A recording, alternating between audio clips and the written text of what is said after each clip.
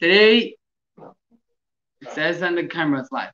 Today we're going to learn about a Bristmiller, the covenant with Hashem that we make in our body that lasts forever, that brings our godly soul connected with our body.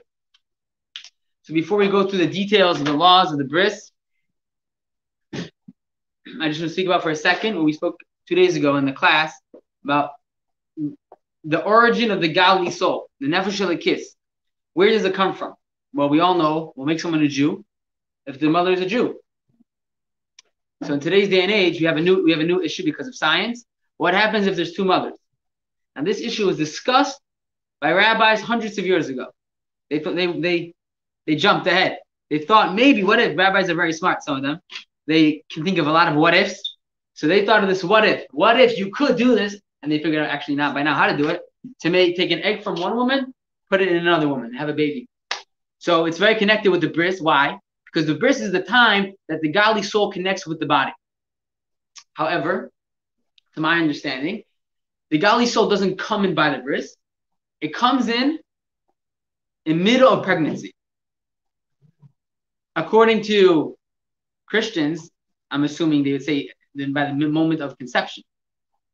My theory is, okay, that it is 40 days, at least, after pregnancy starts. That's when the godly soul comes in. Why do I say that? Because what does it say in the Talmud? The baby learns the whole Torah in the mother's stomach. Now, it's a very puzzling concept because the baby's physical brain doesn't work. We know that, right? It takes years. Look at that. He doesn't know what's going on. Right? Now, if you're talking about, right? Yeah, he might know what's going on, but I don't know that. Sorry. Now, let's say if you're talking about the godly soul or any soul, any intellect, it doesn't connect with the baby's body till he leaves the mother's stomach, because like I explained before, the mother is giving life to the baby. The baby's body is living off the mother's soul. So what is the soul doing in the stomach? So you get what's going on? It says in the Torah that the baby is learning the whole Torah in the mother's stomach. In the same time that his body is living off his mother's soul, right? So in other words, the soul is found in the stomach without having any impact on the body. Very interesting concept, because you would think either a soul is abstract, it's not physical. So you would think the only connection a soul would have to this earth and to a body is if it's making it alive. If it's not making it alive, what makes it here? But for some reason, we say the godly soul of the baby is in the mother's stomach and doesn't affect the body. That's what it says. Now, what does it say in the Talmud over there? He learns the whole Torah with his head between his knees. Like the way a baby starts off, the head is bent in between the knees. So what do you see from here? When does the godly soul come into the body? It doesn't say by conception. It could be it comes in a month later. Could be 2 months later. You don't know. We know that the baby has a head and has knees or some type of thing that corresponds to that, and it's bent in like that. So what do you see from here? This goes back to the question: who's the mother? The egg or the stomach? So where do you see the greatest miracle of childbirth? So the first 40 days, according to Torah, it says that the baby is like water. It's like water. It's like water. It's like sort of not derogatory, but saying it's not a person. It's water. Now, of course, like I said before, anything I say about pregnancy that makes it sound not scary to abort, obviously, the Rebbe said the very scary phrase, even the Nazis didn't kill their kids, right? So obviously, it's a very vicious thing to kill a baby, any form, even before 40 days. But halachically, looking at like in the scientific sense, the baby in the first 40 days is like liquid. What does that mean? It doesn't mean that the liquid stays laying in the stomach for 40 days. It becomes part of the mother's womb. And that's why in Hasidus, we always connect pregnancy and growing a plant in the ground. Because that's exactly what happens with a plant in the ground. The plant totally becomes nothing. In the ground, it rottens, it totally disintegrates into the ground, and out comes a massive tree. Huh? Like it says that, where do you come from? But the sounding, no, you're wrong. Even before it comes one with the womb, it's considered nothing. It's considered just liquid. But of course, when it becomes one with the womb of the mother, yes. When it becomes one with the womb of the mother, then for sure, there's nothing to it besides the mother. And therefore, if you have a non-kosher seed, and you take in halacha, some seeds are not kosher, and you plant it in the ground, according to the Torah, the tree would be totally kosher, because the tree doesn't come from the seed; it comes from the ground. The seed inspired the ground to come up with this tree. But what does it mean non-kosher? If it mixed kilayim, different cases. So what's the point? My point is over here that the egg and the seed both evaporate totally. What's created is a new thing. Of course, one seed can't make a massive tree. It's the earth, the power of the earth that makes a massive tree, right? It's the power of the mother that makes the baby. So therefore, I'm trying to remember how we got into this. The godly soul, who gives the baby the soul? Hashem. When does he give the soul?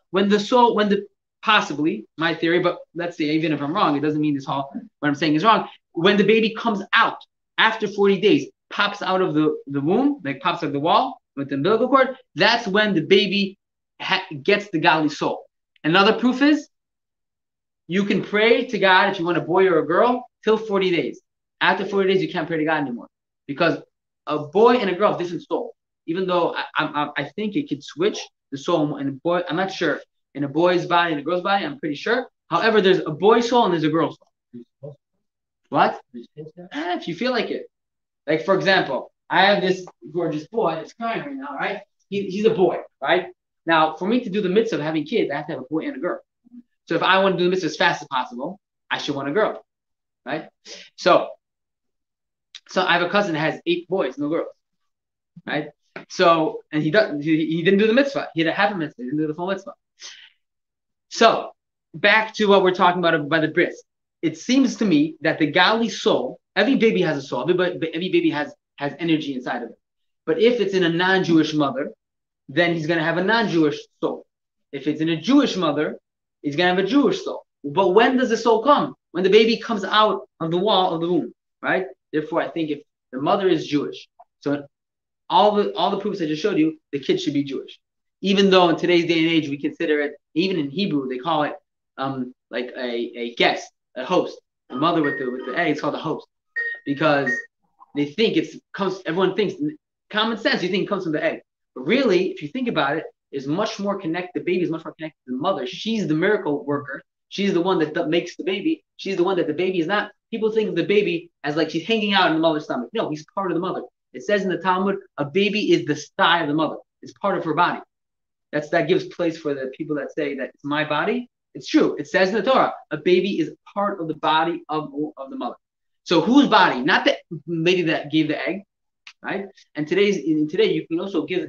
You can also you can give the egg to the woman in where it belongs. She's missing egg. You're gonna say that egg, the baby's based off the egg. It doesn't make sense, right? So therefore, there's a lot of celebrities, for example, which celebrities don't like doing anything besides I don't know, Instagram or something, buddy. So some of them are very lazy, so they get these, right, the surrogate mother. Really, it's not their kid, it's really the surrogate. And sometimes they can be Jewish. I mean, I don't think Jewish women usually do this stuff. But let's say if she's Jewish, right? The kids are Jewish. The kids are not. Now again, that's all my opinion. And also, all the rabbis of hundreds of years ago, they also had this opinion. As time went on, people are not sure. So therefore, I'm pretty sure that today's day and age, what they do is they make you make a gir l'chumra, which means you have to convert just in case, and that way you're safe on all sides. And therefore, also you can't marry your sister or brother from any of both mothers, right? Because we're scared, right? But however, my understanding of the situation, which isn't big, because I'm not a rabbi, not a rabbi to the extent to decide these things, but to my understanding, the baby is Jewish. Okay, so now let's learn the halachas of the Bristmiller. There's a mitzvah to what? It says in the Torah, it's a mitzvah to circumcise your child on the 8th day from when he's born. If someone does not do the mitzvah, he is chayiv karetz, which means he gets cut off from Hashem. But this is a very interesting mitzvah because Hashem waits for you to do the mitzvah till the day you die, till the minute you die. So you only get this punishment when you die, if someone didn't do it. That's what it says in there. But it's not applicable. What? What do you say?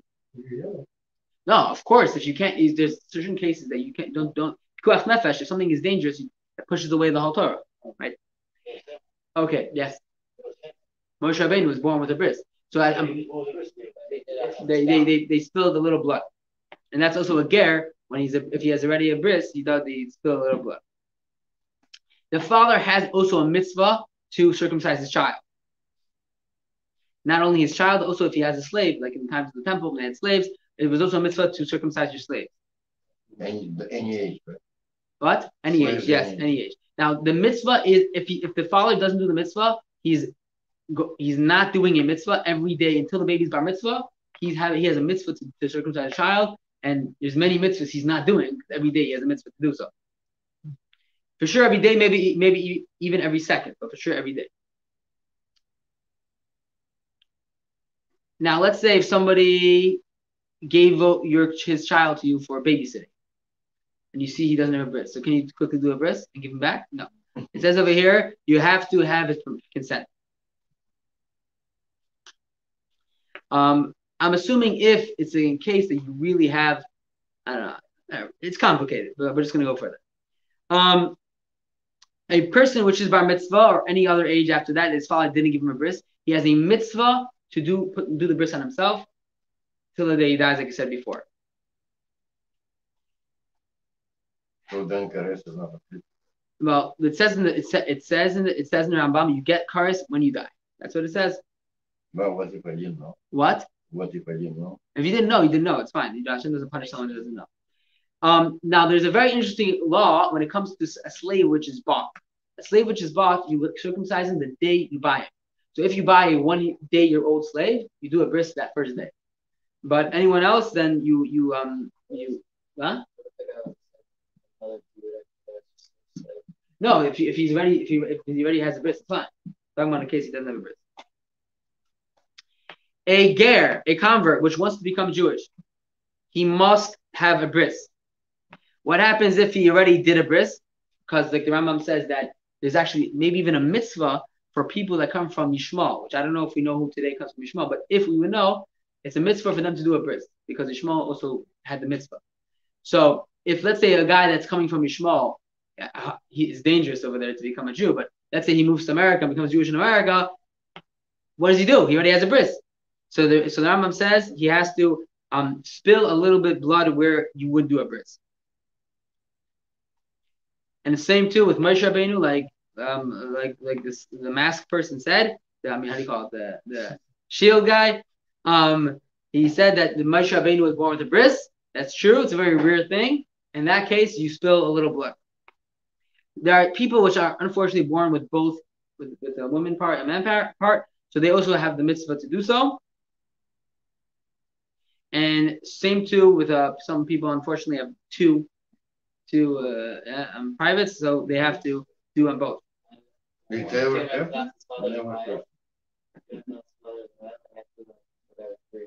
Three? You're kidding me. They did a surgery and took 12. Okay, so everyone, it's a very interesting topic, very interesting discussion. I never knew this actually. I thought it was just theory. I already told you, like the rabbis thought of the two mothers, right? So the rabbis also thought about this. I thought it was just like a random theory. It's a real. He's saying it's a real fact. So a baby was born with three privates. Now it's a very big discussion. Did it ever happen? Yeah, he just said his friend's father did a bris for 3. It's true. Listen, it's a mental sense. Yeah, no, not you. Somebody else. So the point is it's a very big discussion in Torah. What happens if you do a bris? Someone's born with 2, you do a bris on 1. So you did the mitzvah. So he's considered a half. Is in one hand he did a bris, so he is circumcised. On the other half, he's still a aro. There's a concept called aro, which means somebody which doesn't have a bris. So he's someone that has a bris and doesn't have a bris at the same time. It's very interesting in Torah. It's a very complicated discussion. How often? Very rarely. I never heard of such a thing until today. Okay. When do you do a bris? You have to do a bris after the sun comes up, which is the 8th day, or from after that. But what happens if you do it from alais, which is like an hour before sunrise? Then if you did it, it's kosher. What happens if you are lazy? Don't be lazy. The mitzvah is to do it the minute that your sunrise, you went to do the bris right away. Because by mitzvahs, you have to do mitzvahs as early as possible. Now, the problem is that people, besides the father, are lazy too. So if you make the bris the second of sunset, nobody's showing up. And there's a mitzvah also to have many people by the bris. So therefore, there's a discussion, it's an argument, and the Chabad minhag is to do it with many people. The Rebbe said, even though we do that, we're both according to that opinion, do it with many people. We don't do it right the second of sunrise. Sorry, forgive me. Still, the Rebbe said you should do it before. You should do it before a half day. With me, I did my baby right before sundown because my baby head was yellow, right? So there was no difference. What? Yeah, so it was a delay, so there was no reason to do it in the morning. My bris actually, what I was meant to do, I was meant to do it on Friday morning. So I did it Thursday night. So I did it earlier. So okay. What happens if the 8th day what? So his was on Shabbos. So if the 8th day is on Shabbos, you do the bris on Shabbos. However, let's say you're running away from the Nazis, okay, and you got to the mile on the 9th day, and the 9th day was Shabbos. No, you have to wait till the 10th day. The only time mitzvah is pushes off Shabbos if it's a mitzvah bizmana, mitzvah in the time that you're meant to do it. Because it's the 8th day, we push it off Shabbos. But the 9th day, because it says in the Torah, do it the 8th day. So if the Torah says do it the 8th day, then I'm going to do it the 8th day. It's Shabbos. But it doesn't say in the Torah do it the 9th day. So therefore, once you're pushing it off, you push it off after Shabbos. Now, what happens if a baby is born in between the days, between Shkia and Seif? Bein Hashmash, another kid in this class. So then you do. It's very common. So then you do the bris the second day, right? The day after. But if the bris is on, if he's born Bein Hashmashes, which means between Shkia and Seif, before Shabbos, I think you push it off to Sunday.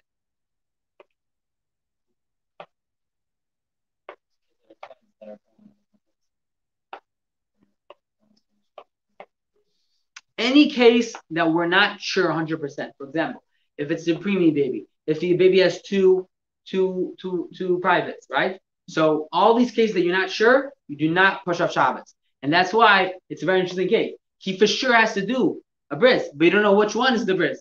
They push it off to after Shabbos. I think that's the reason. Okay. Yeah. So someone that's born Friday afternoon, right after Shabbos starts, he has to wait till the next Sunday because we're not sure if it's Friday or Shabbos. So in general, we do it the next day because if we're not sure, so we push it off to Sunday. Anyway, no difference. If somebody is born an 8th month, so this is before they had the medical procedure. Yes, 100%. This is before the medical procedures. So a baby was born early in those on the days wouldn't survive. But now there's 2 ways of pregnancy. There's a 7th-month pregnancy and a 9-month pregnancy. At least that's what explains in the Rambam. So if a baby is born, Moshe Rabbeinu was born after 7 months. So a baby which is born and has 7-month pregnancy and born in the 8th month, it's not a problem.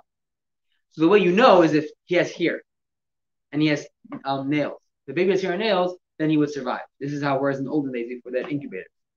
Now, again, this is connected with what I was saying before. The fact that you could have incubator is a proof that the end of the pregnancy is not dependent on the mother. They figured out how to do it, let's say. They figured out everything. They figured out exactly how to take parts of the body together, and you can do in the lab anything. The only thing they can't do in the lab is pop that baby into the side of the womb and pop it back out as a piece. That they had no idea. Until lately, they actually had no idea what happens over there. Lately, they have theories of what goes on, how exactly this goes into the womb and come out with the umbilical cord. But that's the real miracle of birth. Okay, let's continue. When is the baby considered born? Halachically, as soon as he took his forehead comes out. I think forehead. Now, I don't understand this. I'm trying to understand why do we care about the forehead. I think when I understand Hasidus, it really makes a difference if his mouth comes out, because that's when he actually starts breathing, and that's when it becomes the person. Yeah.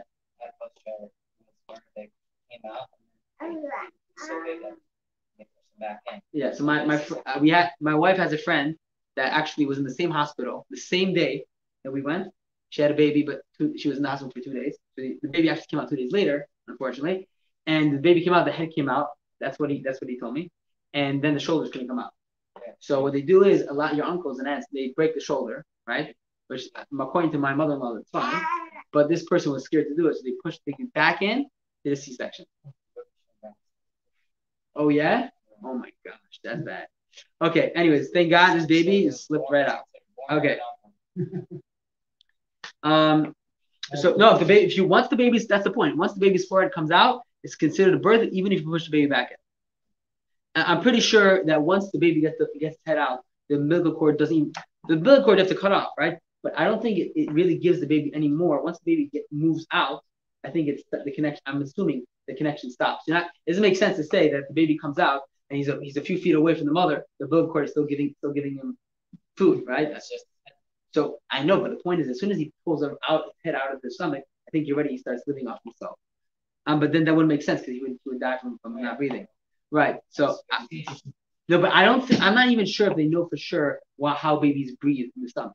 It's because it's not like he's breathing through the umbilical cord, right? It's dead. Okay, man.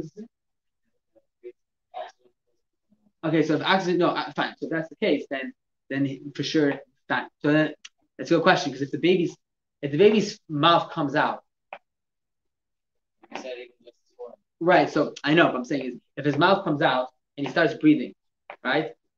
Then I don't think he's living off his umbilical cord anymore because he's getting oxygen from his mouth, right? So I'm saying is possibly when they push the baby back in, is only when his edge of his head comes out, because when maybe the shoulder, right? Because his head is very small, right? So it could be that he gets stuck already when his head starts coming out. But when it actually gets his mouth out and starts breathing, he's getting oxygen from himself. He can't go. I don't think he can go back to his mother's oxygen. Okay. If a baby is yellow, like this kid over here, so what do? You do not do a bris. In Judaism, according to the doctors today, there's nothing to be scared about. But we're very machmer, and we wait until he looks totally fine. And after that, we wait a week. Right? So I had to go to the doctor, did a few blood tests. It's funny because a blood test is taking more blood out than a bris. But whatever. So you do a blood test. He has to get his lower than 10, and then you wait a week. If it went up very high. Same too if there's a case over here, if it turns very red, and it looks like someone painted him red, the Rambam says, then you also have to wait.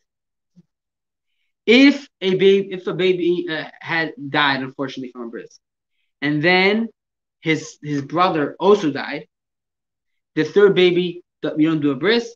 We wait till he becomes very strong. Doesn't say the time. And this is also a very big discussion in halacha. What is the definition of this baby? Because on one hand he doesn't have a bris, on the other hand he shouldn't have a bris, and there's a lot of discussion in halacha. And the Rambam finishes off with a very strong word. He says, "Sakanis nefashes," which means life and death. Doicha esakol, pushes away anything. And the Rambam says, "Efshar lomo la'achar zman," you can always do a bris, but you can't always return a soul back. You can never return a soul back. And there's a very long discussion on this, but I will leave that for another day. Everyone have a great night.